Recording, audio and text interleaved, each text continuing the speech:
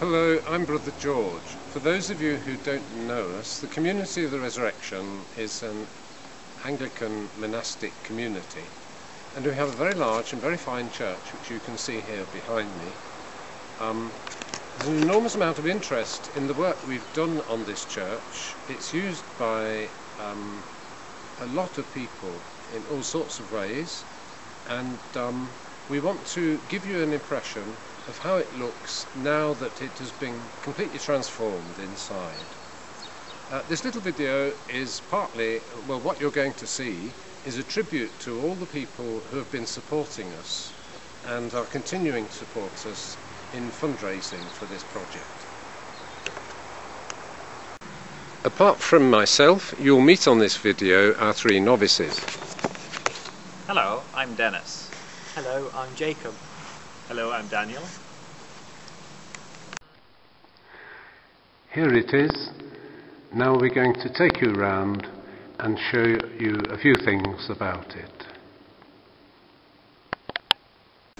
This is a temporary high altar which we are using until we can find a sponsor for the new altar designed by Stephen Cox. Circling around our high altar is a pilgrimage route in which groups, parishes, children from schools can come for an educational journey experiencing the story of salvation through their pilgrimage.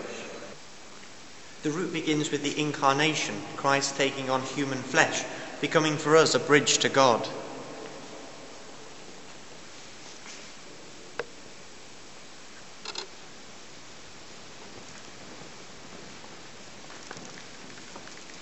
We move then to the Holy Cross Chapel. Here we think and pray and sing about the crucifixion. Christ united himself with the world's suffering and opened a door for all of us. Now the group moves to the Resurrection Chapel. This is a particularly holy place for our community, and we pray here every day.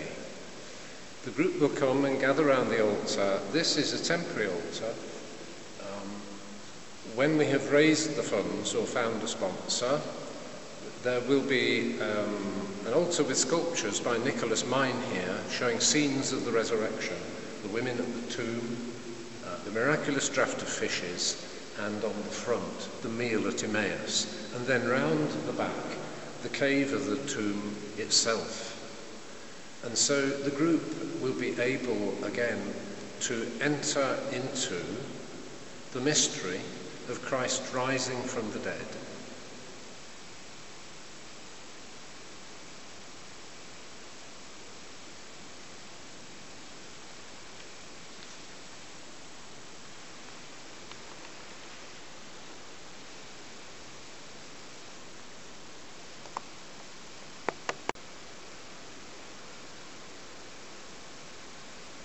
We move on to the Reconciliation Chapel.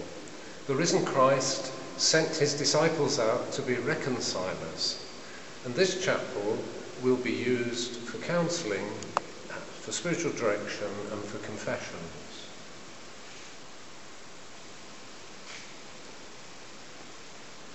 It needs screening off with glass screens which will have to be engraved, and our plan is for engravings by Mark Cazalet. On this screen here will be a scene showing Mary Magdalene bearing myrrh to the tomb. And then in this arch here, to screen off this end,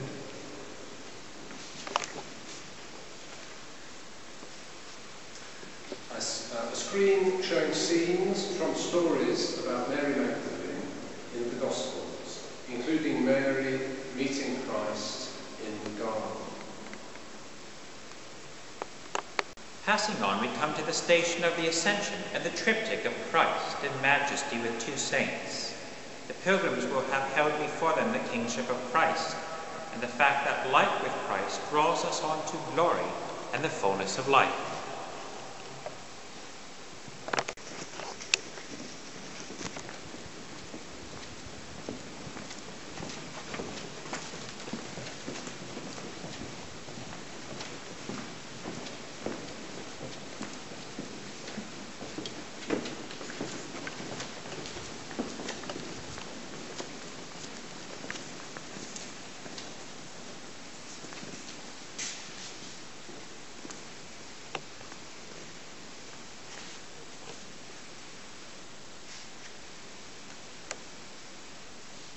Finally, at the west end of the church, we come to Pentecost, the coming of the Spirit on the church.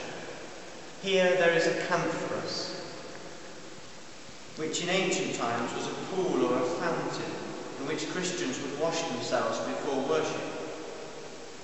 The canthus is a total immersion font, and at baptism people will come up these steps through this water and pass out towards the east end of the church, where Christ is, our morning star in glory.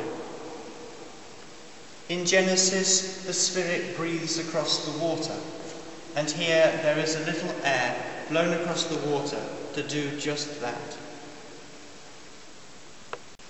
Then we go on to the high altar, which is dedicated to the Holy Trinity, and beyond it to the door. Our baptism starts us off on a journey towards God the Holy Trinity, but it also sends us out to bring the good news to the world. There are one or two other things to show you finally.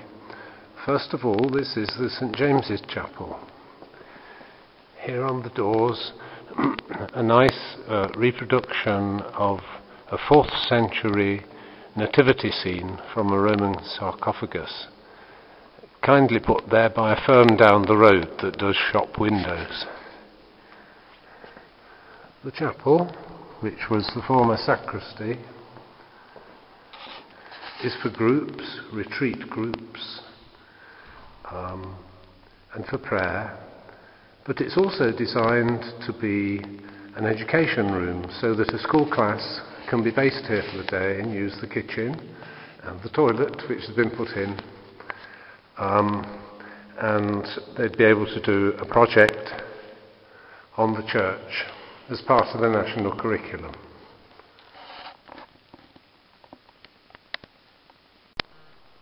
Here's the first of the new choir stalls being made in a prison. Beautifully made. And in doing this, we're helping some people make a new start for themselves in life.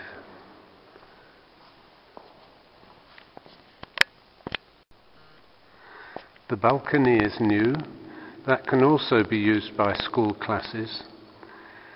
But also, gradually appearing in it, is a magnificent Harrison organ that has been given to us.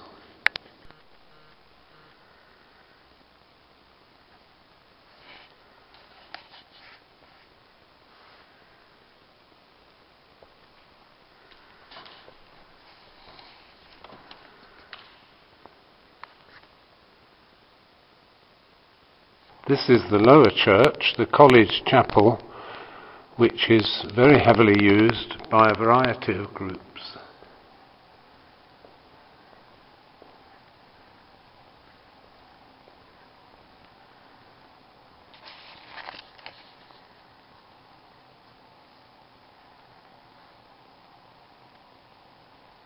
The entire building has complete access for the disabled.